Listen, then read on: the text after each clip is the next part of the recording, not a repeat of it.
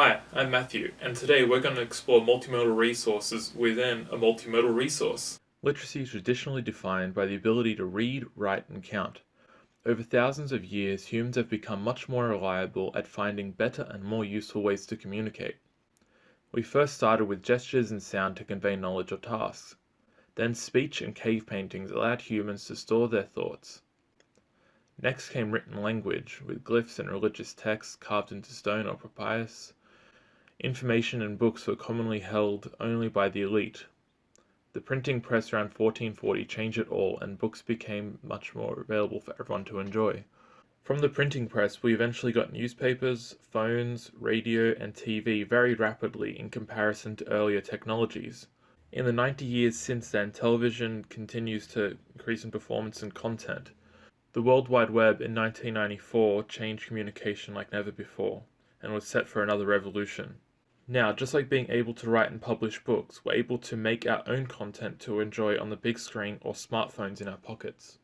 The internet allows us to communicate and have access to all of human knowledge. With apps like Facebook, Twitter, YouTube, Reddit, and instant messaging, blogs, emails, it's no longer a matter of using them or not, but how often do you use them, as they keep us all connected constantly. The way we use information community technology today wouldn't have even been imaginable over 20 years ago, and it's always on the move now with everyone trying to get noticed. With ads constantly bombarding us, it's also very hard to keep up. Multimodal resources. We now have a chance to help engage students in ways never thought possible with traditional text.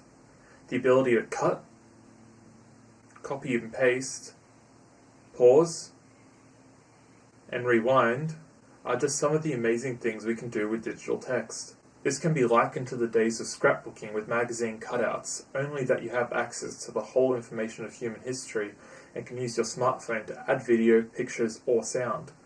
Examination of multiliteracies can be tricky, as skill level with fancy tricks doesn't always mean that comprehension has taken place.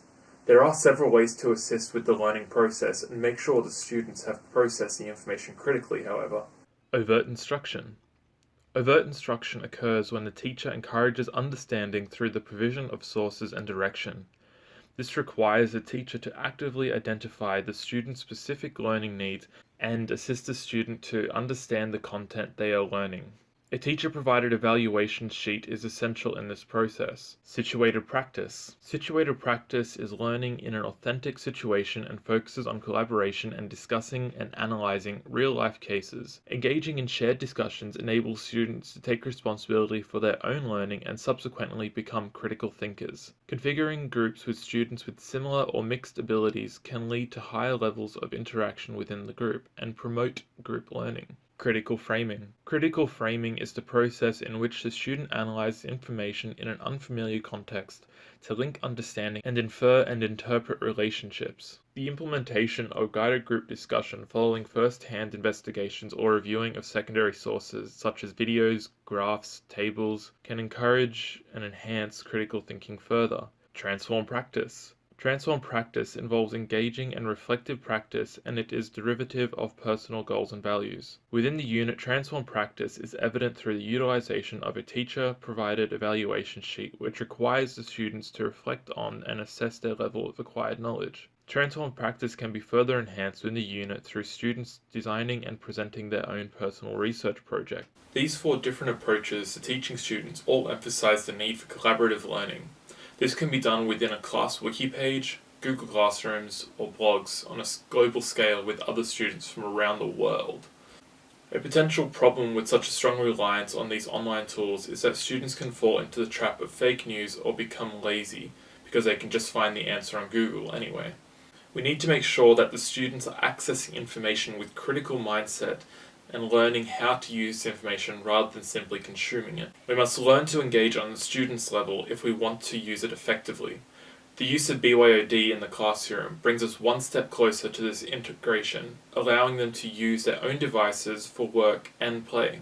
Teaching methods need to put focus on the students and make them the center of the classroom learning.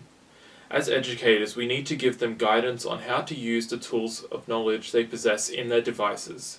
We also need to learn how to link it all into the syllabus requirements. A major advantage to using digital technology is to be able to engage and help students with instruction, and in turn can free up the teacher's time to focus on students which require more attention.